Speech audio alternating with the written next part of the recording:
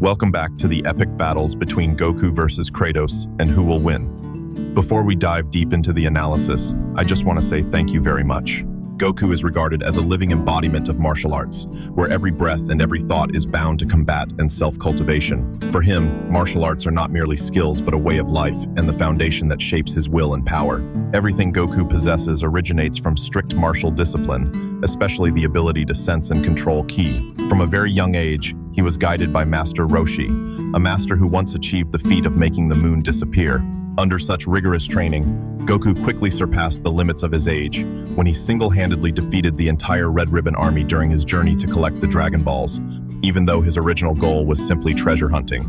Goku's path of growth continued to expand as he learned from the Guardian of Earth, mastering movement and evasion at speeds comparable to lightning with reflexes beyond instinct. Later, King Kai led him to a new level of awareness, where the energy of all living things is connected and converges, allowing him to create an energy sphere formed from the life force of countless beings. That journey did not stop there, as Goku was later trained directly by the gods of destruction and an angel. When Goku enters a true combat state, he is no longer a solitary individual. The power he releases carries such overwhelming pressure that even the observing angel recognizes the Jendong spreading across the universe. Even in his base state, Goku's power has already reached a level beyond the framework of a conventional universe. The battle with Beerus proved this, as their clash was no longer bound by familiar concepts of space, but reached a higher dimensional realm where the essence of power is measured by the collision of will and existence. From that moment on, Goku was placed among the strongest entities across multiple universes. Among them, only Jiren truly stood on a comparable level. Goku's adaptability further highlights his status. Against the extreme speed of Dispo, he was not left behind, but quickly adjusted his combat rhythm to catch up and surpass him. When facing Toppo, a candidate for God of Destruction, Goku still demonstrated clear dominance. In a full-scale confrontation, even when Toppo unleashed the power of destruction, Goku with Ultra Instinct maintained the decisive advantage. This becomes even more convincing when Vegeta in Blue Evolution form was strong enough to defeat a God of Destruction candidate with that form alone. Goku attaining Ultra Instinct was not merely an increase in power, but a testament to an unyielding will. At the moment when the energy sphere rebounded toward him, he did not evade, but chose to face it directly, using his endurance and spirit to withstand the full pressure. At that very instant, Goku transcended, becoming not only stronger, but more complete on his path of martial arts. Because of this, Beerus can be considered the most terrifying god Goku has ever confronted. Although Beerus has never revealed his full true power, in moments of anger he has shown the immense gap between a god of destruction and the rest of the universe. However, the essence of that battle was not about determining victory or defeat. Beerus was observing and testing, quietly measuring Goku's limits to see how far the will of a mortal warrior could go. What stands out is the special interest Beerus has shown toward Goku. Beyond evaluating strength, Beerus was genuinely impressed by that pure fighting spirit and even felt comfortable being around Goku. For a god of destruction who is normally distant and unpredictable, this would be nearly impossible without true respect. Goku does not flatter or beg. He faces Beerus with honesty and a desire to grow stronger, something Beerus himself recognizes from his own distant past. Looking at the bigger picture, Goku has risen into the ranks of the strongest warriors, who are neither angels nor gods. He stands among a rare group of 5 individuals capable of drawing the attention of the universal order. Goku's power does not lie solely in destructive force or transcendent speed, but in the ability to make supreme beings like Beerus take notice. Mature Goku has reached galactic-level power in Super Saiyan 3, surpassing Kid Buu, who destroyed a galaxy. Goku, many years later, with Super Saiyan 4, can reach multi-galaxy level, and if it is many years after Super, then Super Saiyan 4 reaches low multiversal level. And mature God Goku has base power at a low universal level after achieving Super Saiyan God in base form. Super Saiyan Blue reaches universal level, and Super Saiyan Ultra Instinct reaches low multiversal level. He can potentially reach super universal or outer universal levels by shaking the world of Void, a realm of infinite space and time that does not exist like other places, which is truly a very large exaggeration. Please remember to subscribe to the channel and press the bell icon and enable notifications to watch the earliest videos. Thank you very much.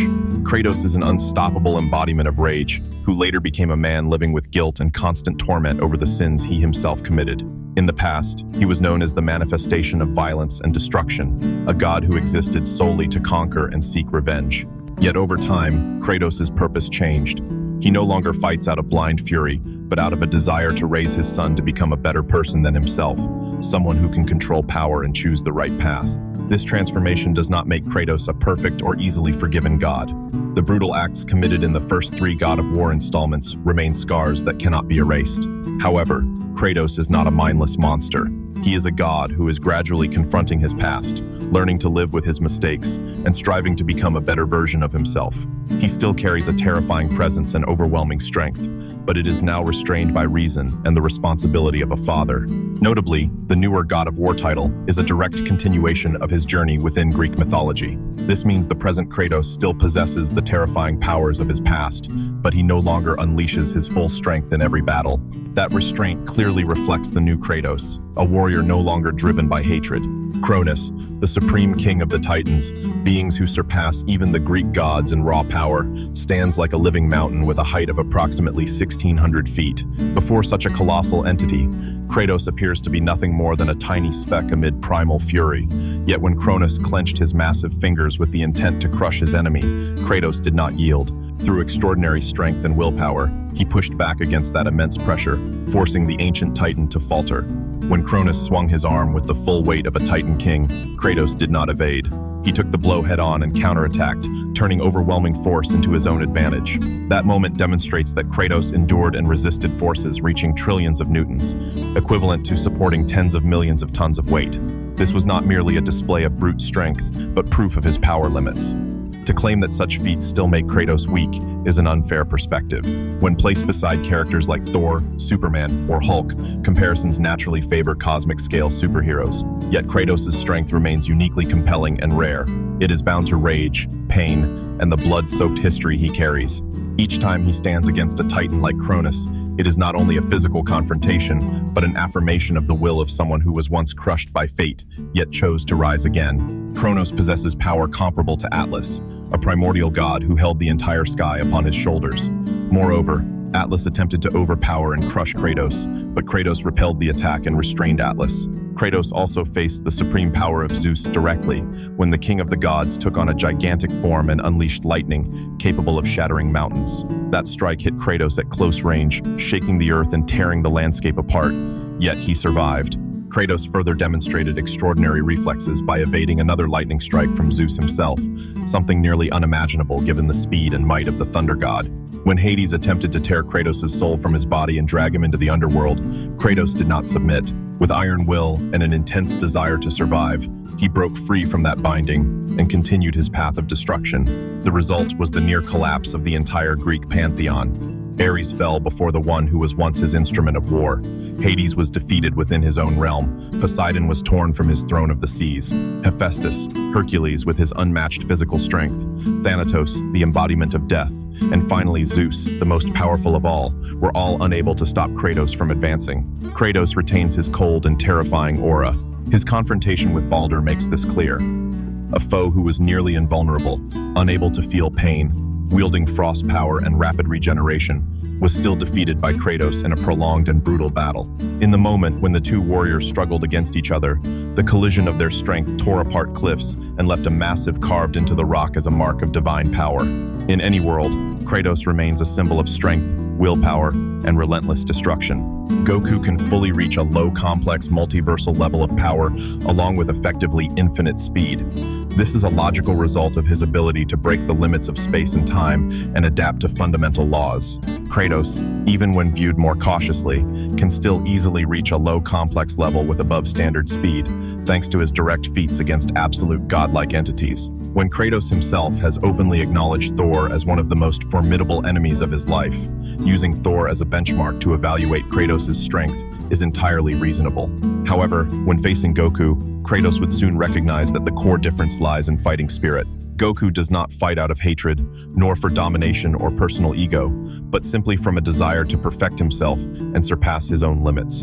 That pure heart is something Kratos rarely encounters in his blood-soaked battles. Knowing that Goku has repeatedly saved the world, fought for others, and brought positive change to countless lives, Kratos would grant him deep respect. It is precisely this contrast that places Goku and Kratos on equal footing in each other's eyes.